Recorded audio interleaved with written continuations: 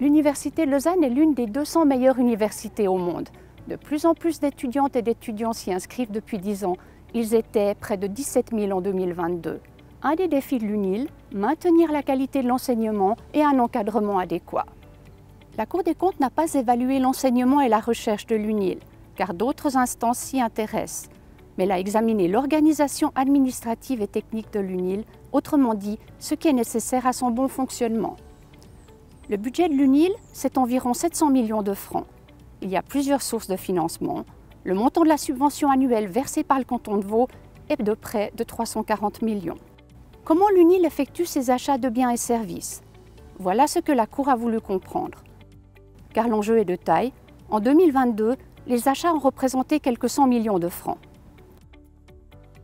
Les premiers résultats d'audit et des signalements reçus ont conduit la Cour à examiner davantage d'aspects comme la gestion des ressources humaines et en particulier le recrutement des cadres.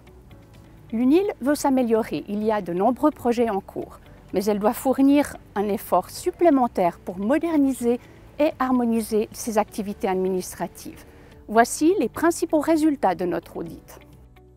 Depuis la proposition d'achat jusqu'à son approbation, le papier est partout. La faute à un système comptable obsolète. Il est par conséquent difficile d'obtenir des données consolidées, fiables et exploitables, de produire des statistiques et faire des contrôles. La Cour a vu d'autres manques, comme l'absence d'un centre de compétences en matière de réglementation sur les marchés publics. La direction de l'UNIL n'impose pas de bonnes pratiques en matière d'achat. Un exemple, les achats sont souvent approuvés à la réception de la facture, pas au moment de l'achat. Autre constat, la prise en compte du développement durable n'est pas systématique. Enfin, les achats se font surtout de manière décentralisée, ce qui limite les économies d'échelle. Quant aux ressources humaines, elles sont gérées par un service spécialisé qui ne soutient pas assez la direction de l'UNIL, notamment dans la mise en œuvre d'une politique de qualité. Quelques exemples identifiés.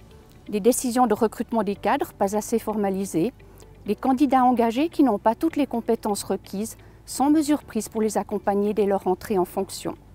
La Cour n'a pas toujours retrouvé des pièces importantes dans les dossiers analysés, comme les formulaires d'entretien de fin de période d'essai, ce qui est demandé par la loi. Il en est de même pour les entretiens d'évaluation annuels. La Cour a examiné un dernier aspect, l'organisation de l'UNIL.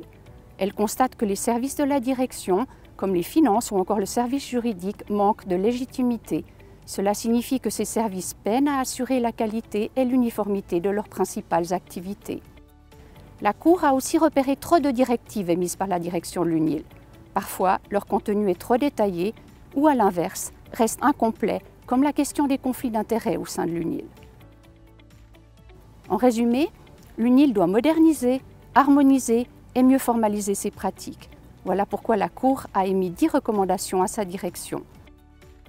Pour plus de détails, nous vous invitons à consulter le rapport d'audit et sa synthèse sur le site internet de la Cour des comptes.